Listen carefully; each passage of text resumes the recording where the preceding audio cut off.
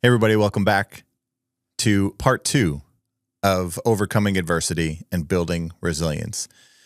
In this second part, Bryon and we dive a little deeper into journaling, the power of taking that first step, and really focusing on purpose. So this episode is really all about preparing you for some of the tougher times that are going to happen in life. Yes, there are joyous moments, but our goal here, as we help you go from where you are to where you want to be, is giving you the confidence that even when, because you probably will, even when you are faced with adversity and challenges, we want to prepare you so that you can thrive instead of just survive through that adversity. Hope you enjoy the second part of this episode. And again, we appreciate you tuning in, subscribing, leaving comments, suggestions, and sharing how these episodes are making a difference in your life, because it makes a difference in our life. Hope you enjoy the episode. And until that next episode comes out, never stop. You said everyone's been telling you for 10 years, why aren't you doing this?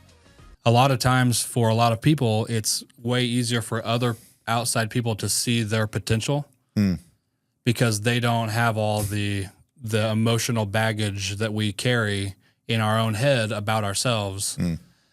So they just see you as what you are. They're like, yeah, of course you could do that. Why would you not? Because they don't have the weight. And sometimes it's a process of shedding some of that weight. You know, if you're at the bottom of a pool and you can't swim back up, but you have a weight tied to your ankle, getting rid of the weight tied to your ankle is probably the thing that's going to allow you to go to the surface. I like that analogy of like a lot of people just weigh themselves down with unnecessary things and things that don't really matter in the grand scheme of things. But when you're in it, they feel like they matter for sure, you know, and all of this stuff can be applied to business or it can be applied to physical health. It can be applied to mental health. That's why I like a lot of what you talk about in here is you could literally apply it to anything. It could be specific for business. It could be specific for personal growth, any growth. And that's why I like doing this too, is that we immediately connected. I was like, well, in my head, you know, when we first started talking about doing this podcast, I was like, in my head, it would be similar to like this guy maybe. And you're like, oh, well, I watch him every week. And so we immediately had that connection of we're people who at least look for ways to get better and look for ways to personally grow. And if you personally grow, then you professionally grow. You can't not. It's impossible. You can't unsee what you've already seen. You can't unlearn what you've already learned. And if you're always trying to learn and get better, then it's really hard to go backwards from that once you have that momentum. And another thing, I've heard this on a lot of other podcasts, but while you were talking there, it made me think of it, was basically the momentum of doing. A lot of people get in their own head and weigh themselves down, using that last example, with things that they get in their own way. Basically, they're tying themselves down. Somehow they grew an extra set of hands and they're holding themselves down at the bottom of the pool. And sometimes you just got to get out of your own way and not look 20 steps ahead. You just look at the next step. If you stand at the bottom of a staircase and try to jump to the top step, you're probably not going to land there. And you're probably going to end up tumbling down the rest of the staircase back to where you started or worse. But if you go to the next step and then to the next step, and then in 2 seconds, you're at the top. You know, a lot of people just see the top. They might see me and be like, oh, he's where he is because of whatever. Might be luck, might be whatever they were to think. I'm figuring this out every day. And I'm open and transparent about that. And I think that's why people do connect with me a little bit, is because I'm not trying to hide anything. I'm trying to figure this out. I've been going through 2 hard years with my business. I've been making it happen, but barely. I've been scratching and crawling my way towards where I want it to be. And now finally it's got some legs. And now we can finally start to walk. And now we're going to start running pretty soon. And I know that, and I'm confident in that. But I had to recognize where I was, even though I was successful at this. I was making a living, providing a good life for my family doing it. That's not all I want to do. You know, I want to keep that mountain growing up. I want to grow the size of the mountain. Once you conquer a hill, then it's the bigger hill. Then it's the bigger hill, then the mountain. Then, your logo literally is a mountain.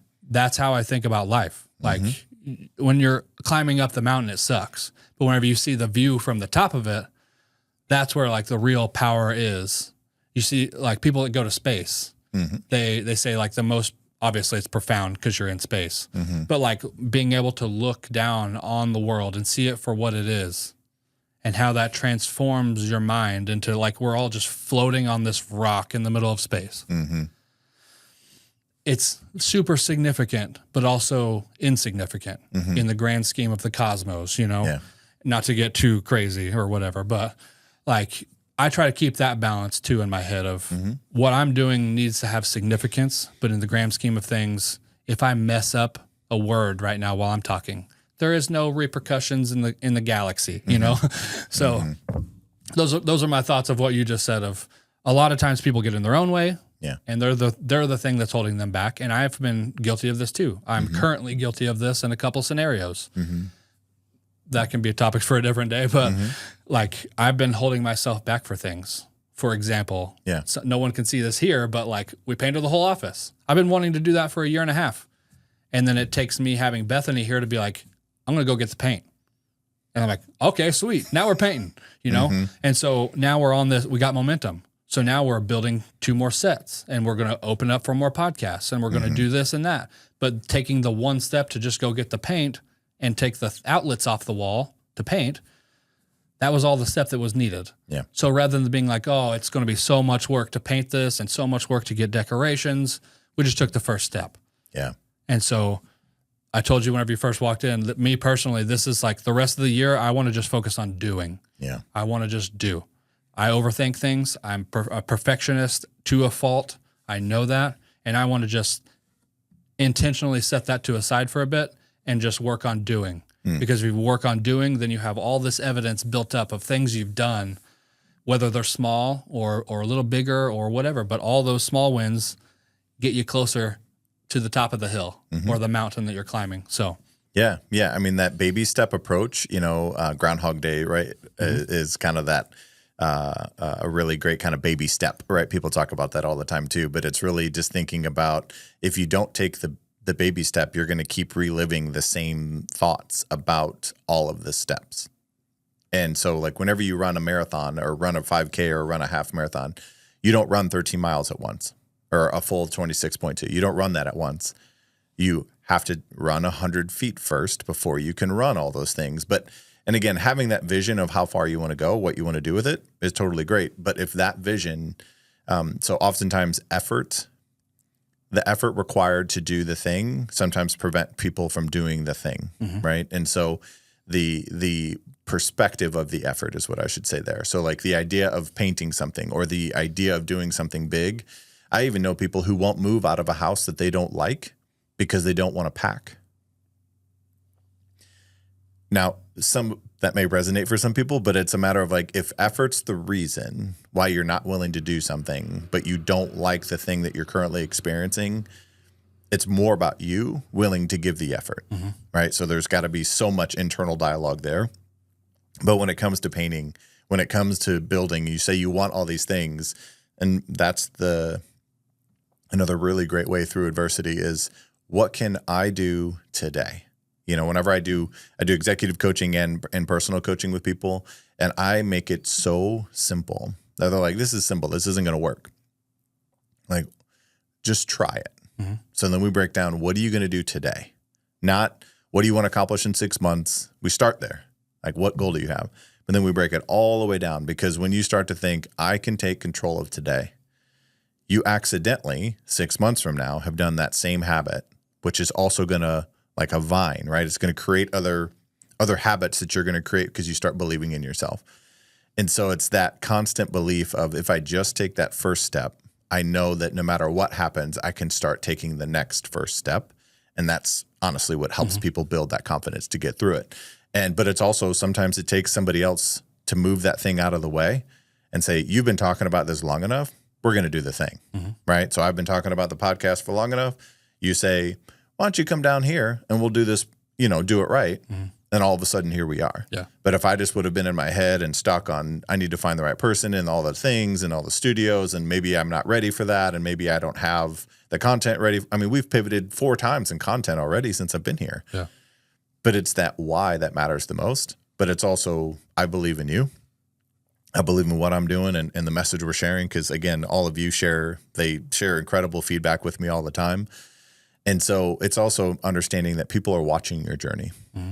So if you struggle finding purpose out of your own adversity, just know that you're probably making more of an impact on other people. And I'm sure for you, you've made more of an impact on more people than anybody's ever said to you, because it takes some humility and perspective as well. But some strangers may not reach out to you to say, what you did to get out of where you were has inspired me and changed my life. Mm-hmm. I've heard enough people say, the messages that we share, that you've helped me share, is changing people's life. And how many people is enough? And my answer to that is 1. Mm-hmm. It's always just 1. It's not 1 million to then feel like it's worth it. Like, just thinking about being able to go through adversity to maybe teach your kids, maybe your wife, maybe your community, maybe your siblings, your parents, whoever, showing them what is possible is enough sometimes to get people to be like, you know what? I need to be the example. I need to rise through this. I need to overcome one of my habits that is not helping me show up in the best way, whether it's a physical habit, whether it's a choice that we're making. We all have habits. So sometimes we're creating our own adversity. Like, so physical fitness, right? If you smoke, if you drink, if you're eating certain foods, whatever, I'm not judging anybody for anything.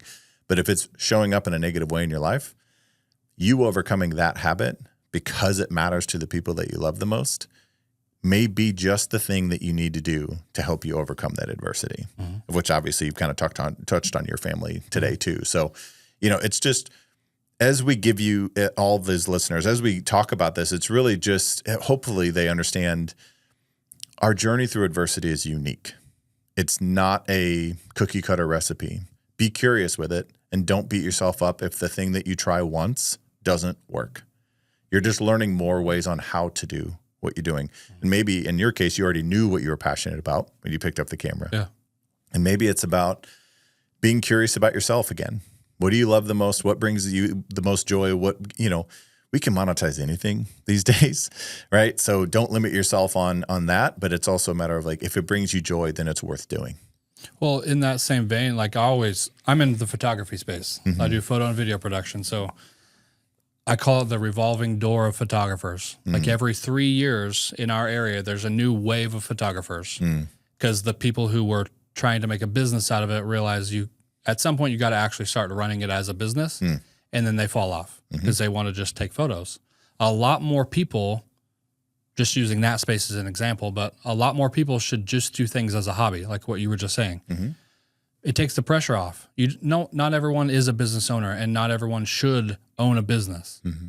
Some things can just be and be for the fun of it. Mm-hmm. I like running a lot, and I've been running a lot lately, and that's my time to just be with myself. I never really get that. I'm either here working and working with clients, or out shooting, or I'm at home where there's 4 dogs, there's 3 kids, and Mary, and it's chaos all the time in our house. And I love the chaos, but sometimes you just need a breather. And running, for me, it's good physically, but it's just like mentally a time where I can just start checking things off my to-do list, or like you brought up the obstacle is the way. I literally just finished that on my last run, and now I'm listening to The Ego is the Enemy. Yep, 2 great books. I highly recommend to anyone for any reason. They would benefit anyone in any level. It's just my time to be and to focus on me, or focus on an issue, or focus on this book, or focus on whatever. But I don't have a goal with running, so that's where I'm trying to figure out right now of, like, running is a hobby for me, and I want to keep it as a hobby. But I like to do things competitively. Like, I'm super competitive. And so, like, I'm thinking about signing up for, like, a half marathon later this year, and just see what I can do. Yeah. I think that's all a thing that also separates people that are achievers versus people that end up not ever pulling the trigger. Yeah. It's not that they can't, or not that they shouldn't, or not that they won't, but they just don't take that first initial step ever. And so like 3 or 4 years ago, I was like, I've never liked distance running at all. I was a sprinter. I have a ton of track medals, but all of them are for short distance. And so I'm like, okay, I have a weakness of long distance running. I want to improve that weakness. So I started running all the time. And it became like, I love it now. If anyone has a person who runs in your life, you've probably been told how great it is. And you're like, I don't understand how they can run every day. But it's, for one, I'm grateful that I get the opportunity to. You, as an example, like you were active, and then you're on the couch for however many months with knee surgeries and stuff. I take that in consideration too. If I ever feel like not running, I'm like, I put on the shoes anyway. And to me, it's almost like a mental exercise of I'm showing up, I'm doing this. There are people that would give anything to be able to go on this little run that I'm going on. For sure. You know? Or the fact that I can look around with my eyeballs and see the sunset as I'm running down the road, or see the sunrise. I don't ever run at sunrise. It's a little bit too early for me. But, you can see a sunset, or I can smell these smells. I can, it's almost like a gratitude practice for me too I get to do this. I get to go on this run. Yeah, it sucks while I'm running, but I get to learn, I get to work on myself, and I get to experience life and what it is, and just tying everything back into what you always talk about, the gratitude of it all. One thing real quick, you mentioned earlier journaling, and that's something that I wanted to just briefly touch on. I think I can provide a different outlook on that. A lot of people see the end thing. Like I said, they look at the top of the staircase and they're like, I can't ever do that. I started writing stuff down. You had talked about it for a while. I had done it previously at a couple different moments, but it was like I did it for 3 or 4 days, then didn't ever do it again. And so I've started doing that again, but I will literally write whatever comes to my head. That's the easiest way to go about it for me. Whenever I always heard journaling, I was like, oh, it's like a submission form or something, about your day.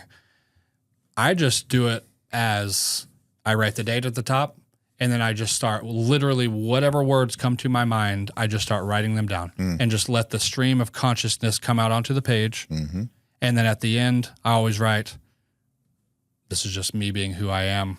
I write, love you. So that way, at some point, my kids are probably going to see this.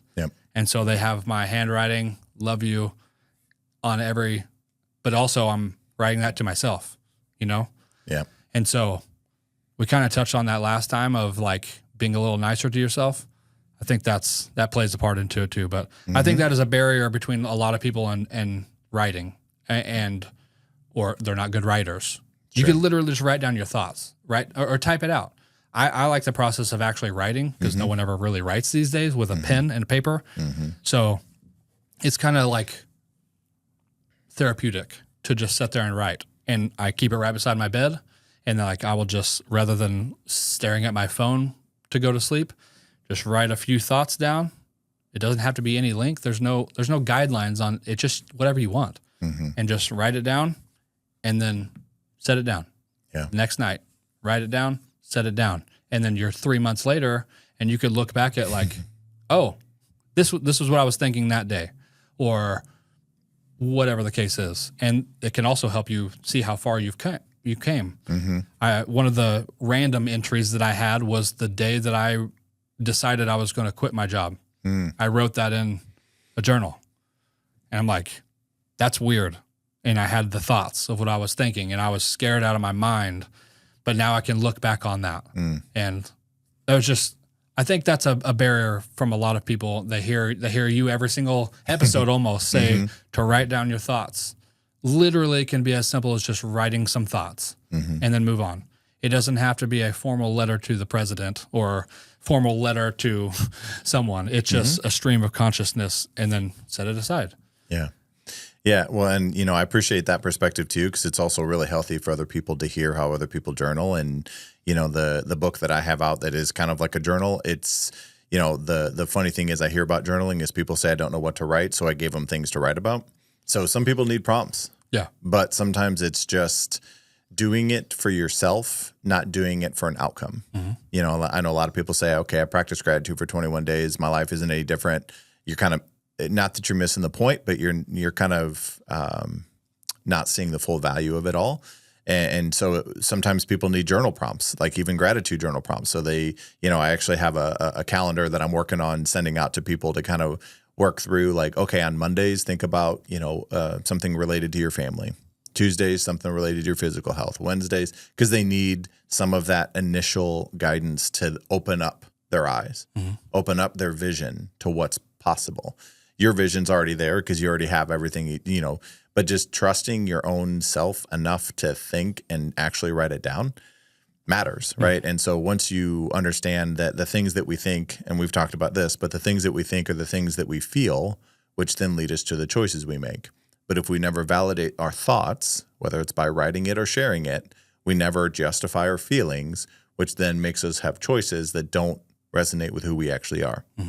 So that powerful aspect that you just talked about, once you recognize that your thoughts are worth writing down, you start to then give yourself more self-respect and more value, truthfully, for the next thought you're going to have and not judging it, right? And that's the other thing too, is I think it's like people get ashamed to write down the things they're thinking.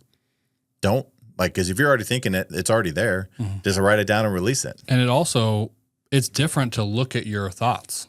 Oh, for sure. Literally look at your thoughts on a page rather than them coming in your brain. Yeah. And I have several times where I thought something at the beginning of writing it, and then I moved on, and then the same thought came again. And writing it down and seeing like, oh, I thought that here and here and here. Like maybe I should address that, or issues or like problems or whatever it is. Like it's different. And so it doesn't have to be a formal thing. It doesn't have to be even every night thing, but also getting in a daily routine helps. Because if you take one day where you don't do it, then it turns into 2 days, which turns into never doing it again. Yeah, it turns into the new habit. But having it right next to your bed or having it right next to your coffee mug in the morning or whatever, take 5 minutes while you're sipping your coffee and write what you're thinking that day. Yeah. I promise you'll have value looking back on that, and your kids will appreciate it. I promise. I don't have very many things from my mom, and we had to look to try to find, we were going to get tattoos of something in her handwriting. Even from back then, before everyone used keyboards for everything, there's not very many leftover things that are written. So that's another different perspective that from someone who's lost their parent, I want to have things. I really love that I'm on video a lot, and that makes me want to do it more. Yeah. Because my kids will be able to watch this, and they might be able to watch what their dad was thinking. We have the old school home movies but that was just like random, and it was like a big bazooka camera, so they never hardly brought it out, but for like super special things. Yeah. Seeing a little bit of a day-to-day also is worth documenting, which plays into journaling or videoing, or that's why vlogs became a thing on YouTube. It was just a video log. That's what vlog stands for, a video log rather than a written log of your day. Yeah. There's value in that too, and long-term value. Yeah. Well, and even for people to, as they're overcoming tough challenges and different things, like the photos that we take, if the photo brings you joy, go back to it, and so oftentimes we attach feelings. So like for me, sunrises and sunsets, I'm a sunrise guy. So sunrises and sunsets, it does something to me. Same thing as I hear a lot of people talk about being near water. So I know when I'm about to have a stressful moment, or I've had a stressful day or something along those lines, I know the things that have helped me be more present, not be overhyped, not be overpositive. I don't just listen to motivational videos to get through the tough stuff. I just try to be more present. And those sunrise and sunset moments, I take pictures of them. I've seen a million of them. I'll never get used to them. But it's also like the people that I get to have in my life, I'm never going to get used to them because I'm present with them. I'm never thinking I have forever with them. I'm just in the space of I have today. And when you're going through something tough, maybe just being in the today is the thing you need to be doing to be grateful for it, to not take it for granted, to take the extra picture. and my friends tease me all the time of like, you take pictures of the same thing all the time, but it's like a new me is taking the picture and the lens that I'm seeing it through is different. Now, granted, it's on our phones, and so we have cameras, they're everywhere now, but it's the moment that I'm capturing, not the thing I'm actually taking a picture of. And so like I take pictures of my dogs and my nephews and just nature in general. I see hearts everywhere. And we've talked about this. I take pictures of them. I see them all over the place. But what I've recognized is being on my own team is those things that bring me joy and those tough days, those adversity moments. I'd have them all on my phone. I have the remedy on my phone. So then I just go look. And just like when you see pictures of your kids or videos of your kids or whatever, like if it brings you joy and makes you laugh, like maybe that's the reminder to take more pictures to then be for your future self. We'll talk a little bit more about this in another episode, but your future self. Because if you can reflect back and see something like that, it may be just the thing you need to actually overcome that tough chapter, that tough day, that tough moment. And so being on your own side through adversity and not blaming yourself and not developing hate and shame through adversity, I think is super important. And, again, and we'll talk about, again, I have a whole bunch of episodes that I really want to dive into, but grief and finding gratitude in grief, it's a slippery slope. So grief is a type of adversity that I would kind of typically say it comes on the heels of an adversity. But we'll dive into that in another episode, but there's just so much in that, but it's all rooted in presence, not positivity. So, all right. Well, I appreciate you. I appreciate you opening up, sharing everything. You add value to my life. You add value to everybody that's listening. And I appreciate the opportunity to even be here, and just know that, that everything that you do and everything that you're saying, whether it's in this community or in your family or even with your friends, and clients, whoever, that gets to know you as a better person, for getting to know you and hopefully giving yourself that credit along the way, that you just being you is enough. And maybe you're helping people through more adversity. And honestly, we hope for all of you that what we've shared is helping you lean in to your adversity more. And we hope that you're giving yourself more grace, even if it's adversity or challenges that maybe you've caused. Maybe you're the reason why some of these things happened. But don't beat yourself up for it. Recognize that you have the power to move past it. But also know that it's not shame that you should feel. It's responsibility. Take responsibility for what you can. Find peace in the things that have happened. And like we've talked about in this episode, maybe it's a reframe of the adversity you're going through. While you feel everything through that adversity, you start to use the adversity instead of the adversity using you. Take that one step. Maybe it's you, and maybe wouldn't that be something if you were the only reason why you were able to overcome that adversity that you feel like is breaking you? Maybe it's just shaping you. So I'll remind you, like I do with every single one of these episodes, that you always have the power and the choice to reshape your mindset, live with intention, and look at the world through a grateful lens. Until the next episode, never stop.